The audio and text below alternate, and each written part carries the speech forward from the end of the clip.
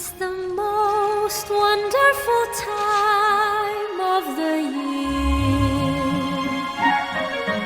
with the kids jingle belling and everyone telling you be of good cheer.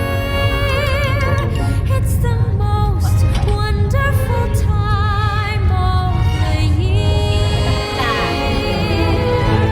It's the happiest season of all. With those holiday greetings and gay happy meetings when friends come to call. It's the happiest season of all. There'll be parties for hosting, marshmallows for toasting, and caroling out in the snow. There'll be scary ghost stories and tales of good glories of Christmases long, long ago. It's the most wonderful time of the year, with the kids jingle belling and everyone telling you be of good cheer. It's the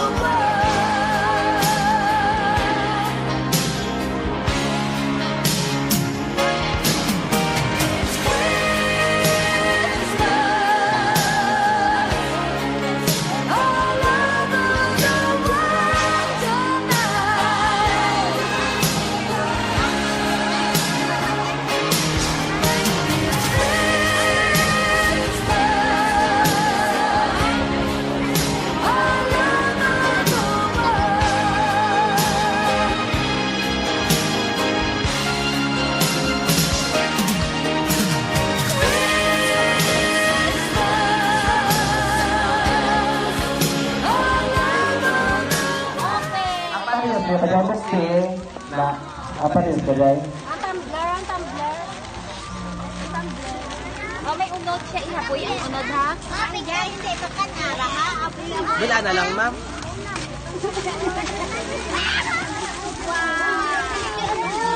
Uy,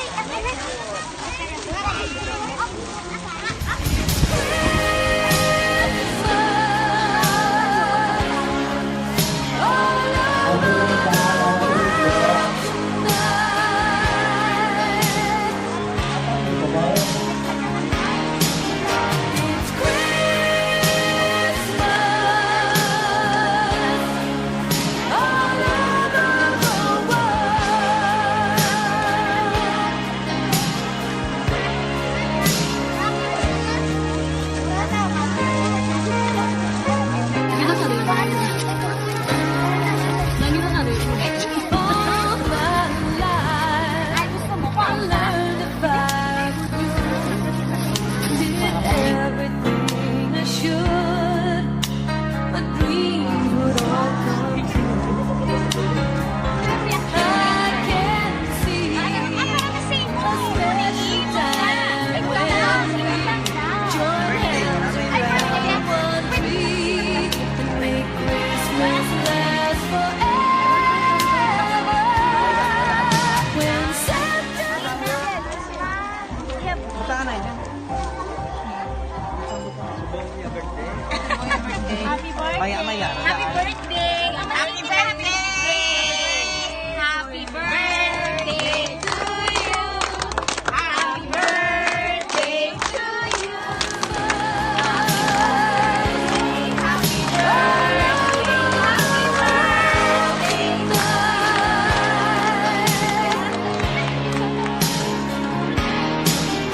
It's Christmas all over the world.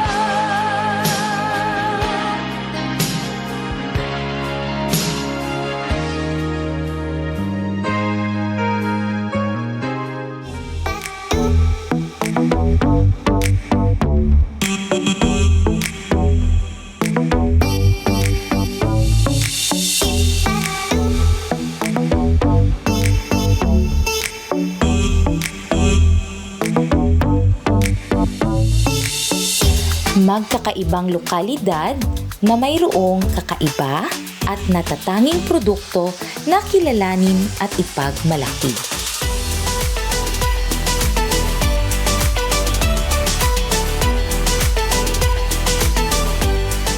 Sa barangay na ito, bukod sa pagsasaka, ang isa pa nilang pagkakakitaan ay ang paggawa ng mga bamboo craft o gawa sa kawayan, tulad ng amakan, kararaw, at ito, ang kaing basket.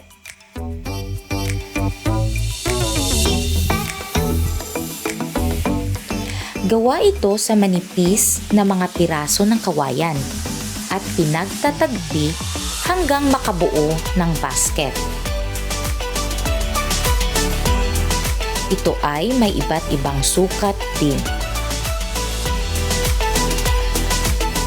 Ginagamit o naglalaman ito ng iba't ibang produkto tulad ng mga mangga, kamatis, pakwan, at iba't ibang klase ng mga gulay na nilalakbay at ibinebenta sa palengke.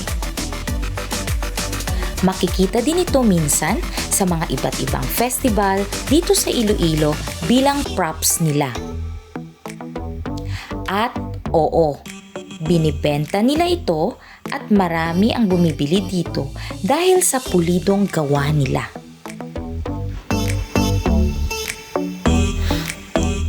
At alam nyo ba, sa sobrang husay, bilis at kabisado sa paggawa nito, ang isang nitibo ay makakabuo ng 30 o mahigit pa na pirasong kaing basket sa isang araw?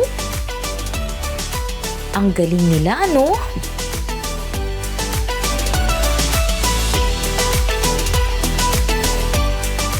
Sa aking pagkamangha, nais ko ring subukan.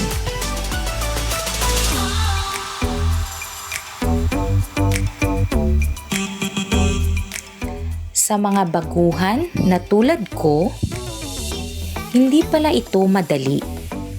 Mahirap din pala. Pwede kang masugatan, magkakalyo, at higit sa lahat, hindi ko ito matatapos ng isang araw lang. Kaya saludo kami sa mga magulang dito na yan ang kinabubuhay para sa pag-aaral ng mga anak nila.